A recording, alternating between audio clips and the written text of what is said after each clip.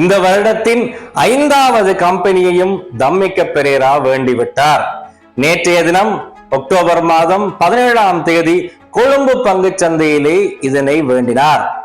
இந்த முறை யாரிடம் இருந்து அந்த கம்பெனியை வேண்டினார் என்று கேட்டால் ஒரு தமிழ் முதலீட்டாளரிடமிருந்து அந்த கம்பெனியை வேண்டினார். யார் அந்த தமிழ் முதலீட்டாளர்? கடைசி வரை இந்த பதிவை பாருங்கள், முழுமையாக பகிர்ந்து கொள்கிறேன்.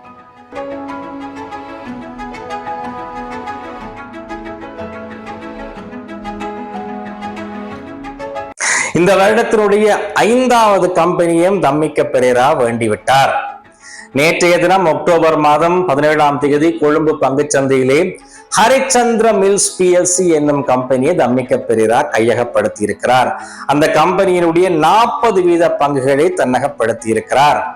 7,78,946 பங்குகளை ஒரு பங்கினுடைய விலை 3,300 ரூபாய் என்ற விலை கொடுத்து 2.5 பில்லியன் ரூபாவை அந்த கம்பெனியிலே அவர் முதலிட்டிருக்கிறார்.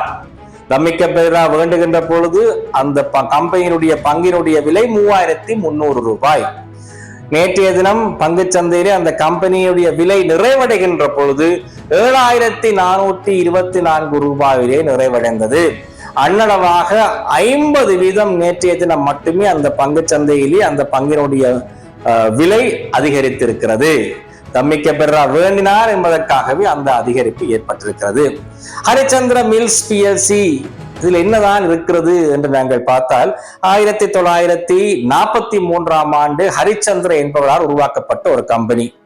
1959ஆம் ஆண்டு பட்டியலிடப்பட்ட ஒரு கம்பெனியாக இந்த கம்பெனி வந்தது. அந்த காலத்திலே பட்டியலிடப்பட்ட ஒரு சில கம்பெனிகளிலே மிக முக்கியமான கம்பெனியாக இருந்தது ஹரிச்சந்திர மில்ஸ் பிஎல்சி. ஆரம்பத்திலே ஒரு அரிசி ஆலை உற்பத்தி நிறுவனமாக இது ஆரம்பிக்கப்பட்டது.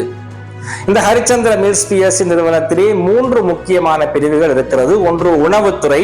உணவுத்துறையிலே ஹரிச்சந்திர நூடுல்ஸ், ஹரிச்சந்திர பப்படம், ஹரிச்சந்திர புரக்கன்மா, ஹரிச்சந்திர அரிசிமா, அதே நேரத்திலே ஹரிச்சந்திர கோபி, இவையெல்லாம் இந்த உணவுத்துறைகளுக்குள்ளே வருகிறது.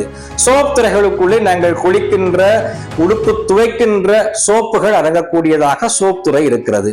அதை தாண்டி ஹரிச்சந்திர மில்ஸ் நிறுவனத்துக்கு சொந்தமான ஒரு எரிபொருள் நிரப்பு நிலையம் ஒன்று மாத்தறையிலே இருக்கிறது.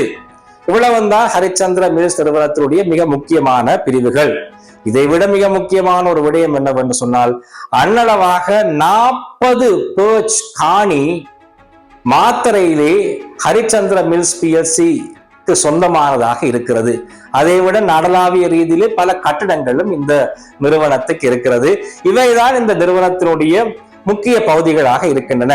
சரி, இந்த பங்கை யார் விற்பனை செய்தார்? யாரிடமிருந்து தம்மிக்க பெரேரா வேண்டினார் என்று கேட்டால், இலங்கையினுடைய மிக பழமையான முதலீட்டாளர், இப்பொழுதும் மிக முக்கியமான துறைகளிலே முதலீடு செய்து கொண்டிருக்கக்கூடிய, வர்த்தகம் செய்து கொண்டிருக்கக்கூடிய ஒரு முதலீட்டாளர் டாக்டர் செந்தில் வேர்ல்ட் என்பவரிடம் இருந்துதான் இந்த பங்கை தம்மிக்க பெரேரா வேண்டியிருக்கிறார். டாக்டர் செந்தில் வேர்ல்ட் கிட்டத்தட்ட 50 வருடங்களாக இந்த பங்கை 10 ரூபாயிலிருந்து வேண்ட ஆரம்பித்து நீண்ட காலமாக சிறுக சேர்த்து 40% பங்குகளை அவர் வேண்டியிருந்திருக்கிறார்.